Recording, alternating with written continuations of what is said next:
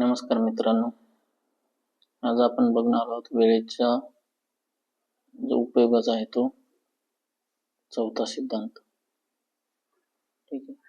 तर चौथा सिद्धांत जो आहे तो प्रवासातला जो वेळ आहे त्याचा पुरेपूर उपयोग करणे. मित्र, यशस्वी लोक जे आहेत तर ते काही वेगळ्या गोष्टी करत नाही. ठीक आहे.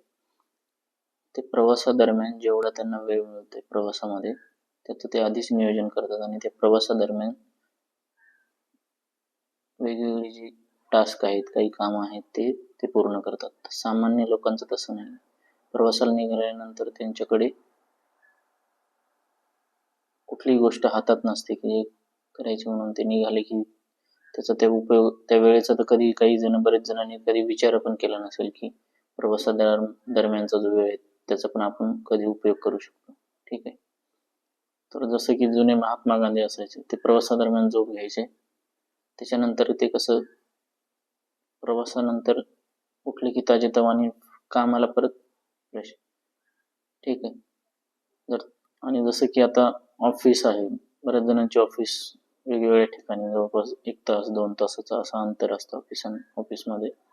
तर त्या दरम्यान तुम्ही जेव्हा बसमध्ये ऑफिसला जाता किंवा कॅबमध्ये जाता, ठीक आहे, ऑफिसची गाडी येते तुम्हाला न्यायला, तर त्या दरम्यान तुम्ही त्या 1 ते 1.5 तासाचा जो प्रवास आहे त्यामध्ये काय करता हे तुम्ही एकदा विचार करा आणि त्यात तुम्ही काय काय करू शकता. प्रवासादरम्यान जो आपला 1 ते 1.5 तासाचा वेळ आहे त्या दरम्यान काय करू शकतो, काही कामं असतील.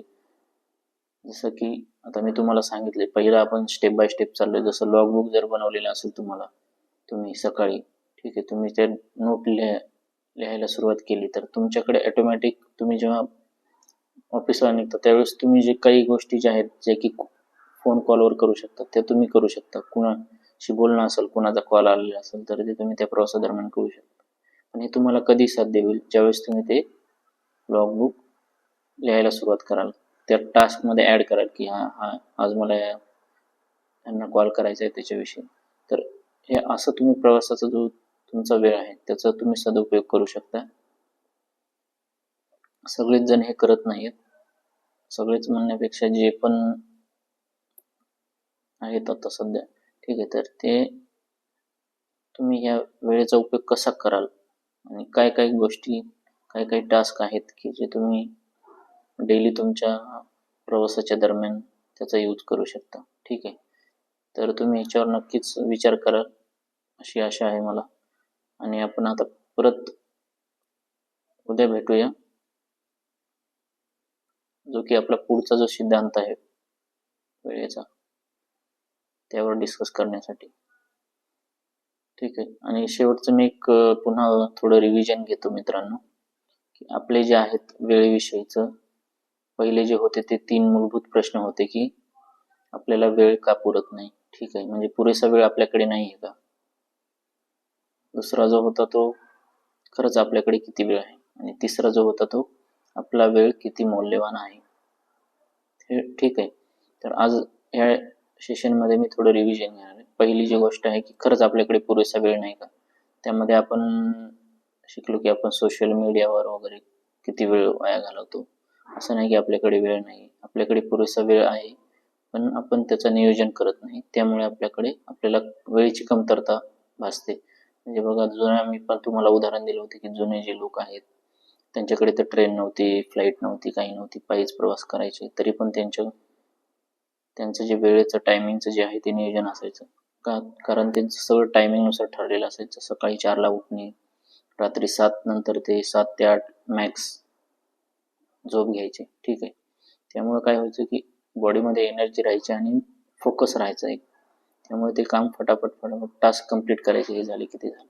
आता आपल्याला काय झाले की एवढं डिस्ट्रॅक्शन आले की 2 मिनिटात कुठंतरी नोटिफिकेशन आले की लगेच आपण मोबाईल बघणार, किंवा कुणाला कॉल करायला गेले मोबाईल हातात घेतला तर आपण कुठंतरी युट्यूबच, कुठं काही इंस्टा वगैरे याच्यावर जाणार आणि जो आपलं जे मेन काम आहे, जो टास्क आहे तो आपण पूर्णपणे विसरून जातो. तर त्यामुळे आपल्याला पुरेसा वेळ आहे पण आपण त्याचं नियोजन करत नाही, त्यामुळं आपल्याला वेळ कमी पडतो. दुसरा जो आपला मूलभूत दुसरा प्रश्न होता तो खरंच आपल्याकडे किती वेळ आहे. त्याचं पण मी तुम्हाला एक उदाहरण सांगितलं होतं की जे आत्ता आपलं एज आहे, ठीक आहे, आपल्याकडे जर पूर्ण आपण नियोजन केलं, जसं की आता आपल्या एजनुसार आपल्याकडे 36,500 तास दिवस आहेत, ठीक आहे. तर त्याच्यामध्ये सध्या तुमचं वय इंटू 365 करा आणि ती जी अमाऊंट येते, जे दिवस येते ते मायनस करा 36,500तून. जी राहिलेली वेळ आहे ती तुमच्याकडे आहे, ठीक आहे.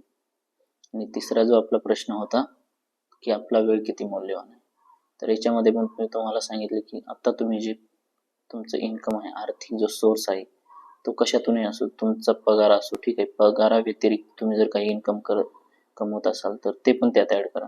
सपोज आता आपण पगाराचं उदाहरण घेऊया. सपोज तुम्हाला आता तुम्ही जो तुमचा पगार आहे मंथली, त्याचं उदाहरण दिलं होतं की तुम्हाला मंथली जो पगार आहे तो 30,000 आहे, ठीक आहे. तर तुम्ही किती तास काम करताय डेली, इंटू त्याला 26 दिवस काम करताय, ठीक आहे. तर 26 दिवस इंटू त्याला 8 तास काम करताय, तर ते 8 गुणिले करायचं आणि जे अमाऊंट येते आणि जो तुमचा पगार आहे त्याला डिवाइड करायचा, ठीक आहे. जो येणारा तासाचा तुमची व्हॅल्यू आहे, सपोज तुम्ही तासाला 100 रुपये म्हणजे पगारानुसार आता तासाला तुमची व्हॅल्यू जी आहे ती 100 रुपये कमवताय तुम्ही, ठीक आहे. तर तुम्ही जर 1 तास वाया घालवला तर तुमचे 100 रुपये वाया गेले हे समजा. त्याच्यानुसार तुम्ही नियोजन करा, ठीक आहे. आणि त्याच्यानंतर जे आहे आपण आता स्टार्ट केलेत म्हणजे आपले मूलभूत 30 सिद्धांत आहेत वेळेचे, त्याचा उपयोग कसा करायचा तर हे आपण आता शिकतोय, ठीक आहे. तर आता आपण उद्या भेटूया. उद्या जो आहे तो आपला 5वा सिद्धांत असेल. तर आजसाठी एवढंही. धन्यवाद. माझ्या चॅनलला तुम्ही सबस्क्राईब करा केलं नसेल तर.